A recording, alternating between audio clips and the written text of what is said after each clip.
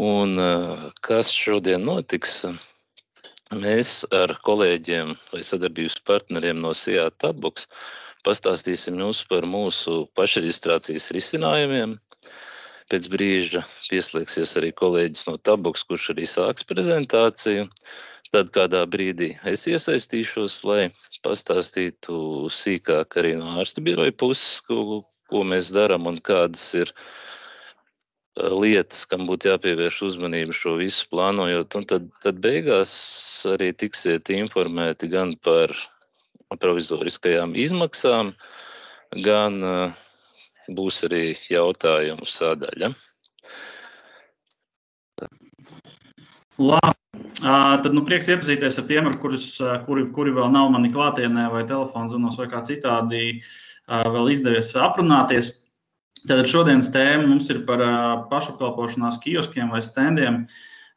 Saucam kā gribam, bet ideja tātad ir vienāda. Digitalizēt, automatizēt reģistratūras darbinieku.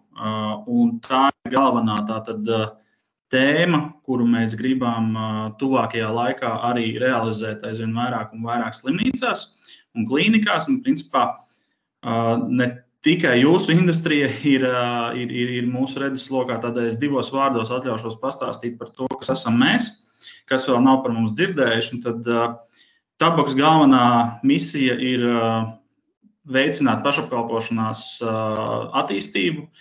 Principā tā mūsu galvenā vieta, kur mēs darbojamies Latvija, bet mums ir arī vairāk projekti, kas ir starptautiskā līmenī. Latvijā, protams, medicīna mums ir šobrīd numur 1. Un iestādes, kuras jau ir ieviesušas lielākā vai mazākā formātā kādu risinājumu, šāda tipa risinājumu ir Austrums slimnīca, Rakus, VCA poliklīnikās jau pāris esam un drīzumā uzstādīsimies vēl 2. Un šobrīd arī strādājam Orto klīniku, drīzumā arī vedīsim tur un uzstādīsim pirmo kiosku.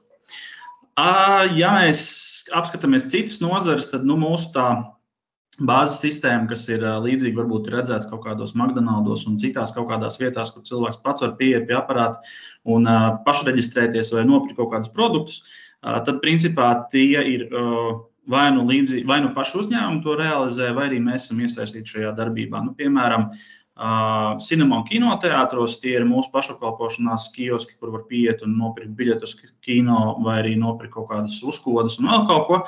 Līdzīgi arī šobrīd strādājam ar Rīgas starptautisko autoostu, kur izgatavojam jaunu kases sistēmu priekš viņiem, kur tālāk sekos arī iespēja iegādāties biļetes. Un arī cita veida, kā biļešu tirdzniecības, kaut kādi uzziņas aparāti, stendi. Tātad tas tvērums, ja to var tā nosaukt, ir diezgan plašs un industrijas ir dažādas. Ja mēs skatāmies kartē, mums arī ir pārstāvji arī Āfrikā. Tur, piemēram, mēs esam saistīti ar finanšu industriju. Tā kā tur mēs sadarbojamies ar bankām, nodrošināt viņiem pašapkalpošanās risinājumu. Lūk, un visu šo pieredzi mēs arī tātad pārliekam un veltam, lai arī attīstītu pēc iespējas straujāk arī medicīnas industriju. Un medicīnas industrijā, tad sāksim ar to pamatiņu, kas ir pats kiosks vai pats stands. Pašu standu šobrīd mūsu piegādātāji, tie, kas ražo dzelzi, mums ir no dažādām valstīm. Mums ir gan sadarbības partneri Latvijā, gan Igaunijā, gan Portugālē, bet tas galvenais šobrīd mūsu partneris ir no Vācijas. Arī šis kiosks, ko jūs redzat bildēs, ir Vācijas ražotājs Politouch, no kurienes tad arī nāk dzelzis ar visām tām sastāvdaļām, kur mēs esam paredzējuši iekšā tieši priekš medicīnas iestāžu vajadzībām.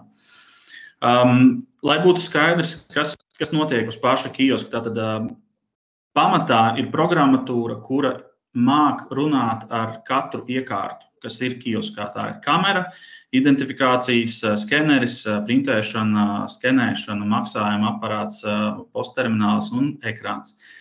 Un katram no nākamajiem klientiem, piemēram, kāda jauna slimnīca vai klīnika vēlās ieviest kioskus, tad viņi saņem dzelzi un viņi saņem bāzes programmatūru, kuru mēs pielāgojam tālāk viņu vajadzībām. Ko nozīmē pielāgojam viņu vajadzībām? Primāri tas ir, mēs ņemam jūsu kaut kādus dizaina vadmotīvus, logo, krāsas, fonti, šrifti, vēl kaut kas. un mēs viņus integrējam iekšā kioskā, lai viņš principā iekļaujās jūsu tajā esošajā vidē, lai nebūtu tā, ka viņš ir, viens pilnīgi visiem vienāds, bet mēs katram klientam case by case mēs arī pielāgojam dizainu un pielāgojam viņam kaut kādas vajadzības. Un no šīm vajadzībām arī veidojās kaut kādi pieprasījumi, kurus mēs ar laiku kopā ar ārsta biroju arī paredzam ieviešanā. Ko es ar to gribu pateikt, kad produkts turpina savu attīstību. Viņš šobrīd, ja šodien mēs izrunāsim tās pamata funkcionalitātes, kurš viņš nodrošina šo brīdi, pēc pāris mēnešiem viņas jau būs papildinātas, vēl pēc pāris mēnešiem viņas atkal būs papildināts, attiecīgi tas produkts turpinās tādu dabisku attīstību kopā ar jums, balstoties uz tām vajadzībām, kuras izteiksiet jūs. Es domāju, ka tās vajadzības tik ātri visas mēs neizpildīsim, tā kā darbs ir diezgan liels un apjomīgs, arī ja mēs skatāmies uz to, kā tas varētu notikt nākotnē.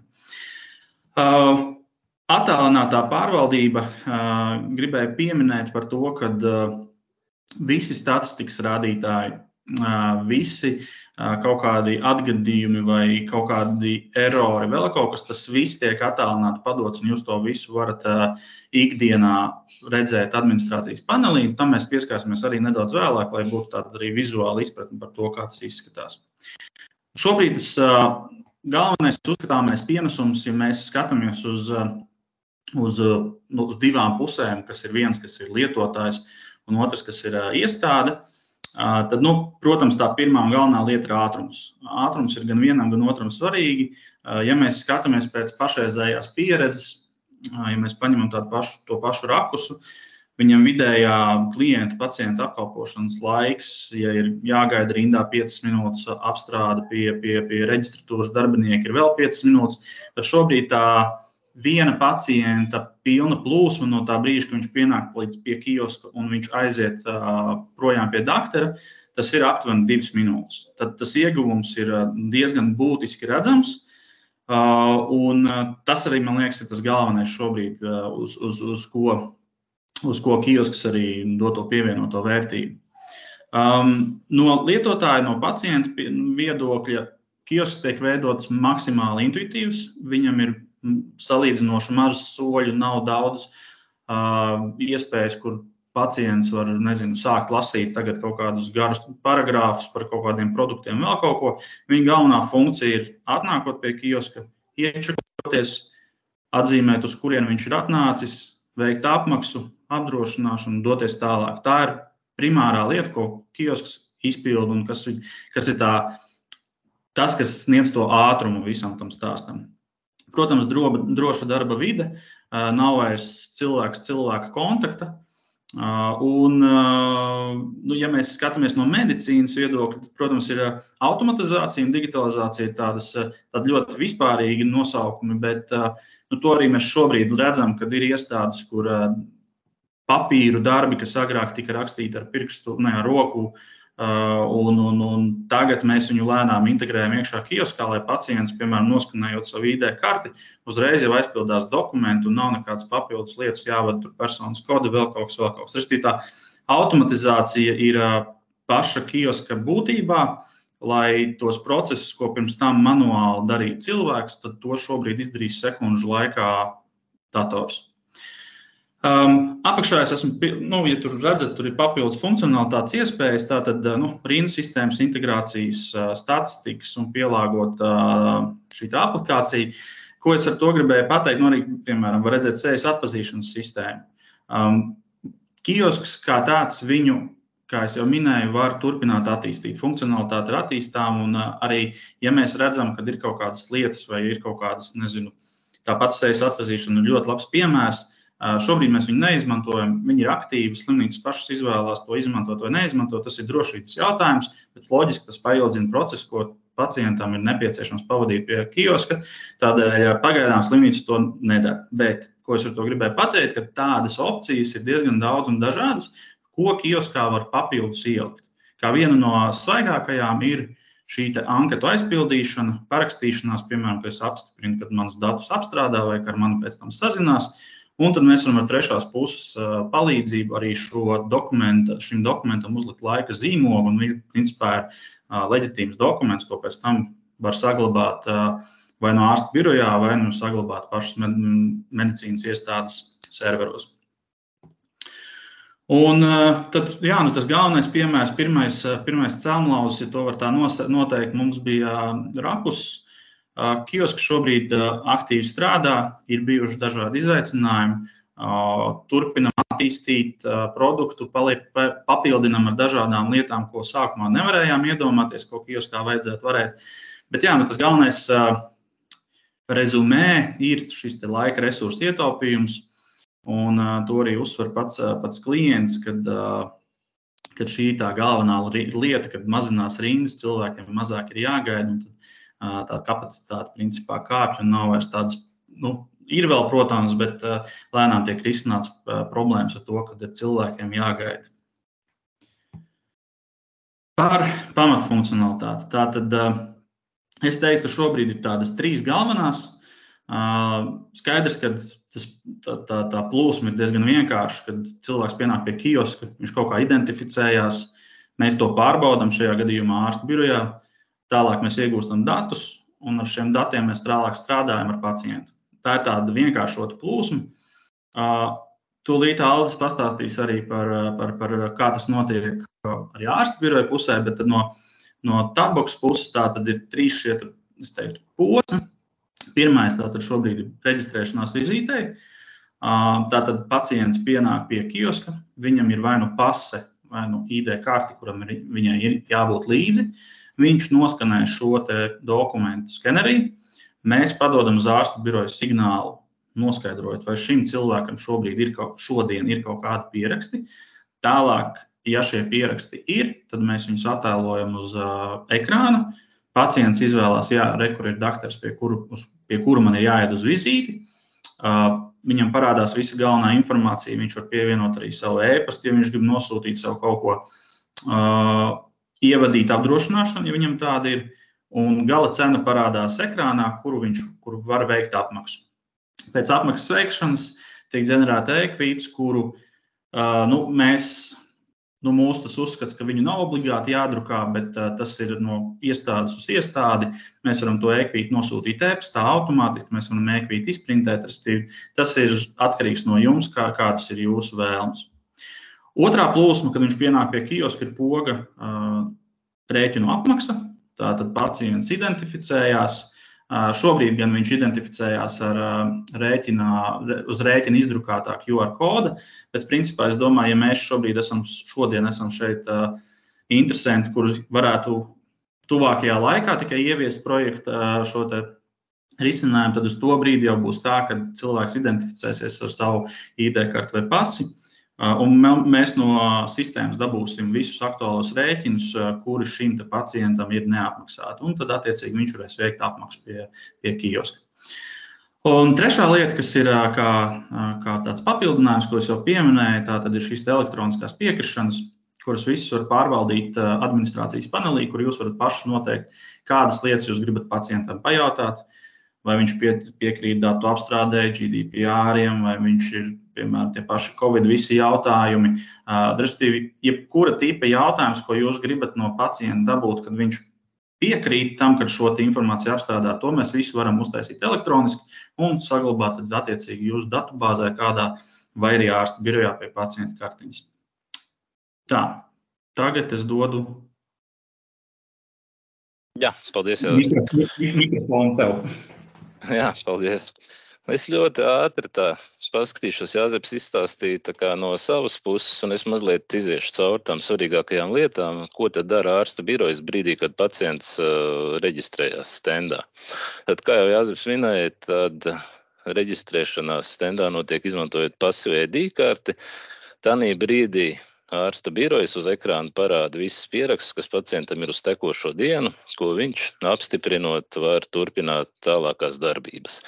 Ja pacients ir savu pakalpojumu apmaksājis e-veselības punktā, tad viņam ir tikai jāapstiprina pieraksts, un tad viņš saņem numuriņu ar informāciju un dodas pie ārsta. Tas tādējādi vēl ātrāk pātrinot reģistrācijas procesu.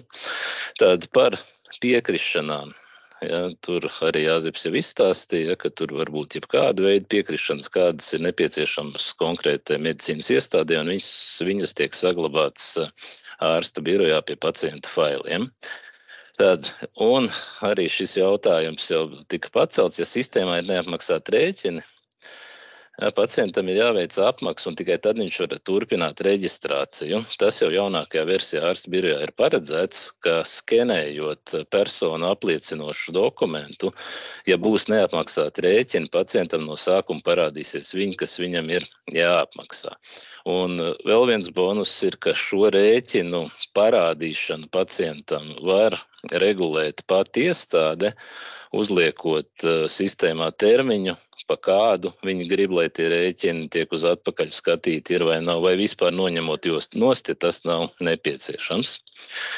Nākošais ir, ka pie stenda ir iespējams norēķināties arī tad, ja apdrošinātājs sedz pakalpojumus. Ja, pacients atzīmē, ka viņam ir apdrošinātājs, viņš ievada polises numuru, un tālāk jau ārsta birojas sazinās ar apdrošinātājiem, un process ir identisks, kā to dara reģistūras darbinieks.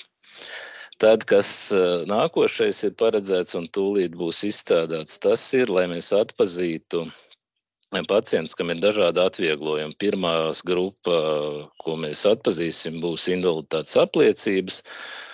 Šie ir tie pacienti, kas ir apbrīvoti no pacienta iemaksām un līdzmaksājumiem, tādējādi arī šo procesu atvieglojot, lai šiem pacientiem nav tomēr jāiet pie reģistūras, un plānojam to arī papildināt vēl ar pārējām grupām, cik vien tas būs iespējams. Tātad par iespēju izvēlēties sūtīt kvīti uz e-pastu vai izdrukāt arī Jāzeps jau minēja. Un tad gala variants, kas ir pacientam veiksmīgi veicot darbības, viņam tiek izdrukāts čeks ar norādīto pakalpojumu, speciālistu vārdu, uzvārdu un kabinetu un pierakstu laiku, bet šis ir iestādes, es saprotu, rīcībā, jo uz čeka var drukāt, ko pati iestāde vēlās, kādu ziņu vai informāciju nodot pacientam. Un pašas galvenās lietas, kas notiek ārsta birojā, ja mēs, kā lai saka, gribam, lai stends strādā kā reģistūra, tad ārstu birojas veiksmīgu procesu gadījumā atzīmē kalendārā, ka pacients ir ieradies. Nākamais solis, kas ir pats svarīgākais, un par šo nedrīkst aizmirst nevienu brīdi, plānojot šo pasākumu, ka ārsta birojas izveido ambulatoro talonu vai papildina esošo aktuālo uz pieraksta dienu, un es esmu pielicis tā datumu pēc iepriekš atrunātām prasībām.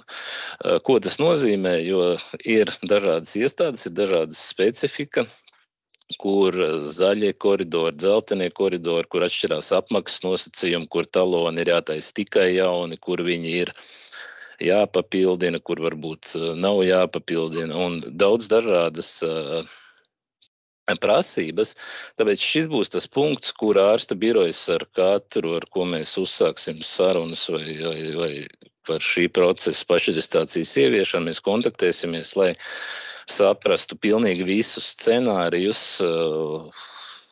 kā ģenerēt ambulatoros talonus, jo šī problēma pēc tam var rezultēties tieši statistikas daļā, un viņa uzreiz nav pamanāma. Un gala variantā ārsta birojā tiek izveidots un reģistrēts jauns apmaksāts aprēķins, un kas nav maz svarīgi, tad katru stendu var piesaistīt uzņēmumu filiālei vai to izveidot kā atsevišķu kasi. Un tas būs īsumā par tām galvenajākām lietām, apskatot, ko dara ārsta birojas brīdī, kad pacients reģistrējās stendā. Paldies, Jāzep, tad vārds tev.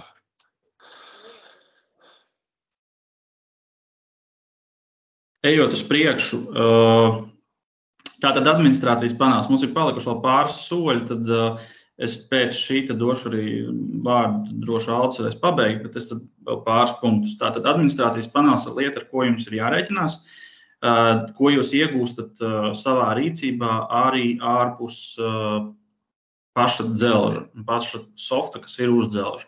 Tātad tas ir panels, kur jūs attālināti varēsiet ielogoties, kā jūs redzat šeit piemēram ir 4 kioski, no kuriem ir identifikators katram kioskam, status, vai viņš ir ieslēgts, vai viņš ir izslēgts.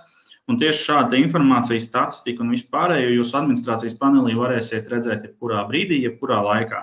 Tātad, piemēram, arī to, kad notiek kaut kādi, kad, piemēram, papīrs iet uz beigām, mēs administrācijas panelī esam noregulējuši to, kad jums nāk paziņojums e-pasta, vai arī mums atnāk, un tad mēs ar jums sazinamies. Tās pašas piekrišanas formas, kurus mēs jau pieminējām, šeit administrācijas panelī tā vieta, kur jūs viņus varēsiet koordinēt. Uzrakstīt piekrišanas formu numur 1, tāds un tāds teksts, vai jūs piekritat. Numur 2, tāds un tāds teksts, vai jūs piekrītat. Tātad šeit to visu varēs koordinēt. Viss saturs, valodu pārvaldība. Valodas jūs varat pievienot, cik daudz jūs vēlaties. Arī saturu jūs varat mainīt, piemēram, ja ir poga pierakstīties vai apmaksāt, jūs varat šīs te pogas, tās ir visas jūsu tiesības, mainīt šo te nosaukumu, mēģināt to padarīt lietotājiem draudzīgāk.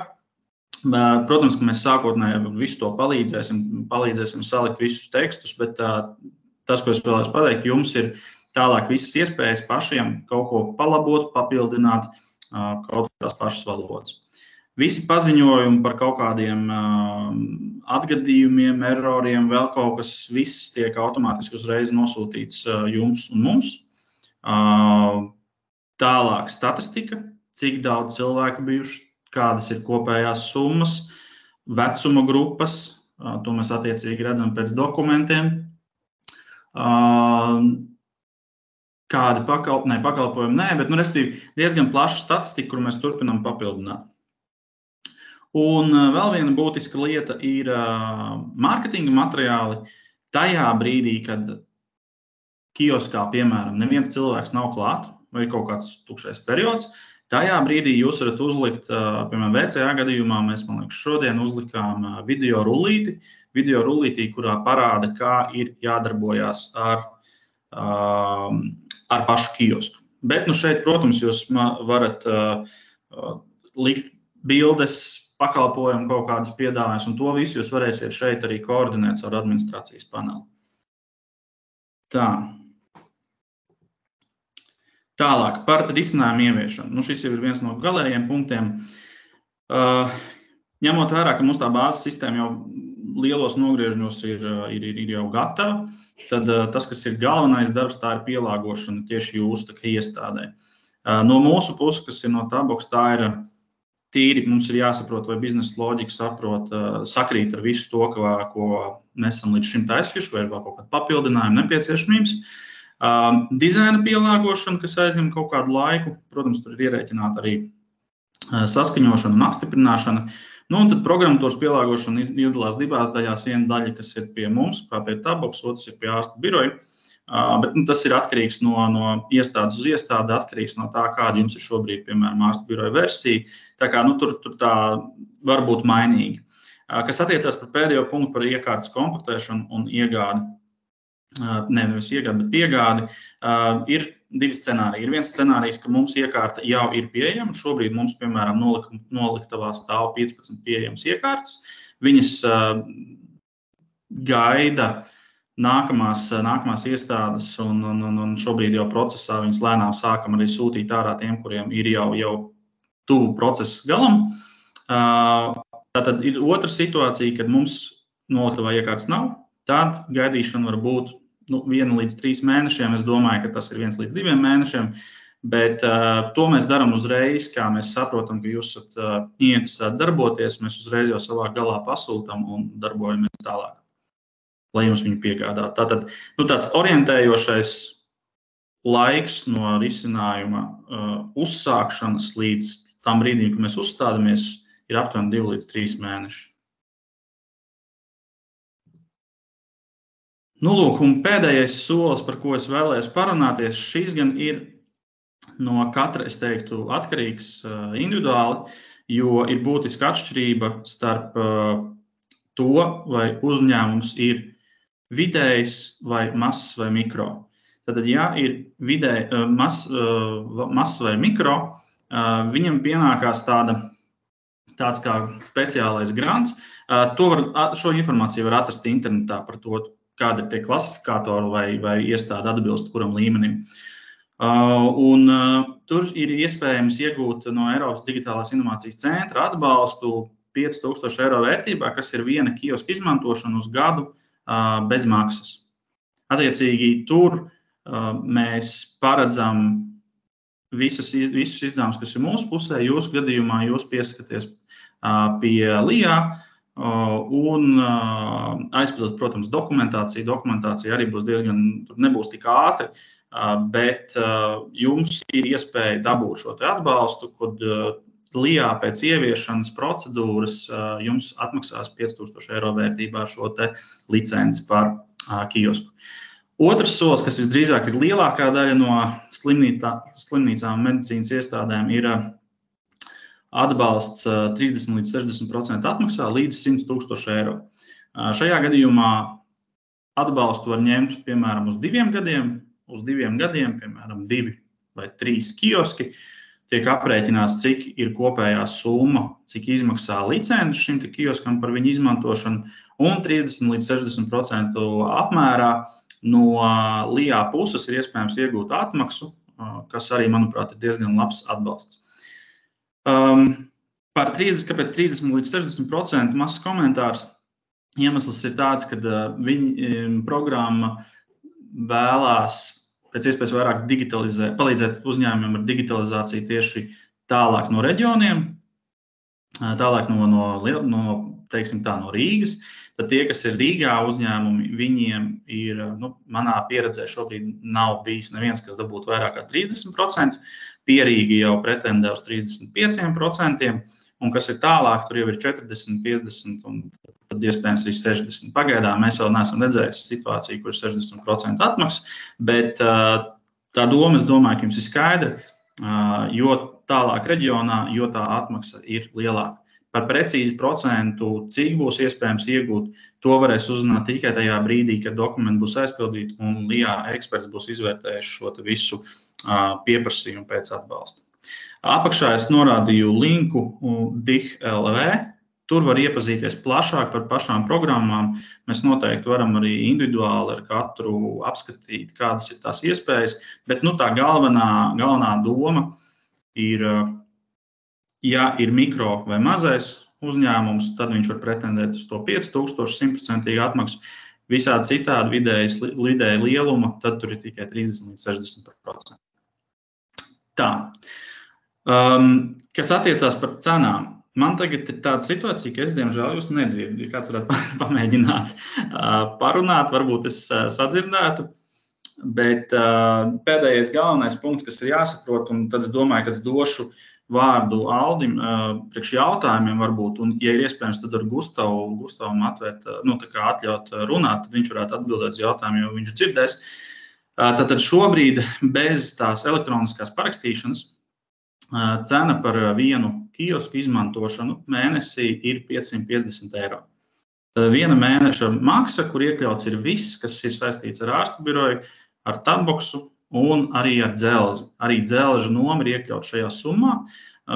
Sanāk, ka tas ir viens maksājums, ar kuru jūs varat rēķināties, un jums nav papildus jāparedz, ka tur būs, jāpērk dzelzs par 5-10 tūkstošiem. Tas viss ir iekļauts vienā summā, un tad nākamais ir vienkārši, kas ir jāizdomā, ir daudzums par kioskiem, vai tas ir viens, vai tie ir 2, tas pilnībā ir atkarīgs no jums, no jūsu vēlmēm, bet tad attiecīgi jūs varat rēķināt šo te, cik tas gadā izmaksās, cik tas 2 gados izmaksās, kas attiecās uz Eiropas atbalstu, kur ir 5000 eiro, tā ir mūsu speciālā cena gadam, jo tur nav citu opciju, mums bija jādod gada summa par pakalpojumu, līdz ar ko tur sanāk nedaudz mazāk tā maksa, bet 550 eiro, viens kiosks mēnesī, un turpinās attīstība, nav papildus izdevumi, tā kā šobrīd par kaut kādu papildus izstrādi. Paldies, Jāzep, par prezentāciju, un tad tagad varbūt es lūgtu, ja ir jautājumi, droši jautājiet, varēšu atbildēšu uzreiz. Gustavs atbildēs uzreiz, nevarēšu pierakstīšu, atbildēsim pēc tam. Varbūt ir kādam. Bija jautājums par to, vai 550 eiro ir plus PVN. Šis gan jau Jāzep jautājums.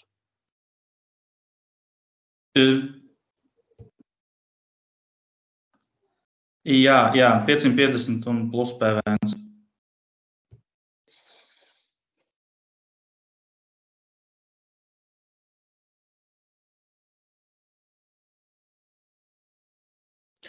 Jūs minējat, ka kiosks izdod čeku. Jūs tiešām domājat čeku vai e-kvīti, kas ir reģistrēta ārsta birojā?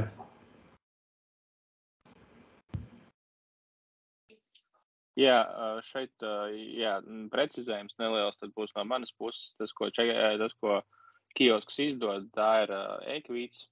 Tieši tā, kā jūs minējāt, reģistrēta valsts ieņēmuma dienestā un caur ārstu biroju mēs paņemam šo te e-kvīts numuru. Faktiski, tas vienkārši, ko klients dabū, ir izdrukāts apmaksu apliecinošs dokuments, kas, tā kā līkumā noteiktajā kārtībā šī e-kvīts pielīdzinām ir čekam.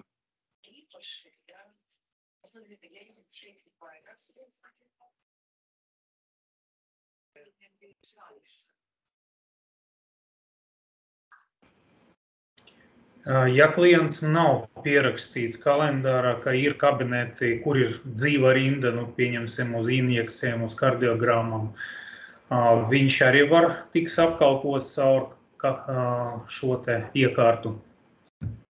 Diemžēl nē, jo mēs varam apkalpot tikai ar pierakstu klientus dzīvajā rindā. Tur varbūt ir jādomā kādi risinājumi, bet pagaidām nav tāda opcija. Jā, šeit ir tas variants, ko mēs esam runājuši un plānojam kaut kad visai tuvā nākotnē ieviest. Tas ir iespējas ar kiosku veikt pierakstu. Un tad šis daļēji atbild uz jūsu jautājumu par ja ir šāda pacientu plūsma, tad ir iespējams to realizēt kaut kādā šādā veidā. Tā redzu vēl vienu aktuālu jautājumu. Tad, vai notiek datu uzkrāšana, skenējot personu apliecinošos dokumentus un par atbilstību GDPR. Tātad šeit ir tā, ka dati tiek saglabāti tikai atkļūdošanas vajadzībām un viņus redz tikai iestādes personāls. Tā ir atsevišķa lietotāja klase, kur mēs varam konfigurēt un iedot jums piekļuvis. Un tātad mēs nodrošinām ka tikai ārstējošās iestādes darbinieki, pat mēs paši tad tikai ārstējošās iestādes darbinieki redz šos te pacientu sensitīvos datus. Papildus tam ir arī prakse, ko mēs esam iesākuši un darām. Tas ir vienošanās par datu apstrādi. Un tātad šīs vienošanās ietvaros, tad tas ir kā papildu veids nodrošināties, un tad tur aprakstīšos visas procedūras ir iespējams. Tie dati tiek šifrēti un maksimāli nodrošinām to, lai te nav nekādi riski iestādē. Un savukārt jautājums numur 2 par to, vai nomai ir minimālie līguma termiņi, tas visticamākais būs pie Jāzepa. Jā, minimālie līguma termiņi, viņi pēc noklasējuma ir 1 gads, bet šobrīd mēs tiešām esam, principā tas 1 gads ir veidojies kopā ar šo te Eiropas digitalizācijas atbalstu, jo tur ir šie minimālie termiņi ir obligāti, viņiem jābūt, bet mēs varam katru gadījumu izskatīt atsevišķi. Protams, ir varbūt kaut kādi testi vai vēl kaut kas, es saku, bet to mēs izskatām tad atsevišķi. Pēc būtības, pēc noklasējuma jāir līguma termiņš 1 gads minimālais.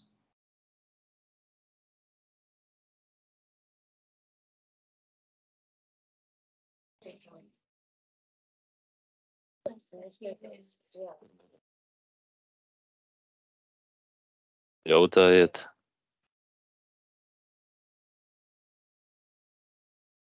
Izskatās, ka jautājumu vairāk nav. Tad no savas puses es teikšu paldies, ka atradāt laiku. Kontakti gan jau jums visiem ir gan ārstu birojam, gan arī droši vien pie Tabbox kolēģiem.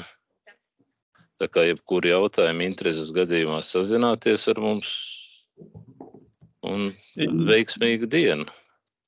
Ja pēkšņi kādi kontakti nav vai kaut kas, pirmkārt, ja mēs runājam par taboksu, es domāju, ārsta biroja tur vispār nav jautājumu, ka kontakti ir. Bet, ja mūsu gadījumā nav kontaktu un ir kaut kādi specifiskāki jautājumi, tad es ieliku čatā savu e-pastu, tas ir mans vārds.uzvārds @taboks.eu, jāzeps.linde@taboks.eu. Telefonu numuru, ja nepieciešams, var atrast arī mājaslapā. Tur ir viens telefona numurs visās sadaļās, kurš ir redzams. Tas ir arī manējais. Visādi citādi varat prasīt ārstu birojām, viņam noteikti ir mani kontakti, tā noteikti nav problēma. Es ceru, ka ar mani sazināties. Jā, paldies, Jāzef. Labi, paldies visiem par uzmanību. Lielas paldies un uz sazināšanos. Uz sazināšanos. Paldies, viss labi. Paldies. Paldies. Salu.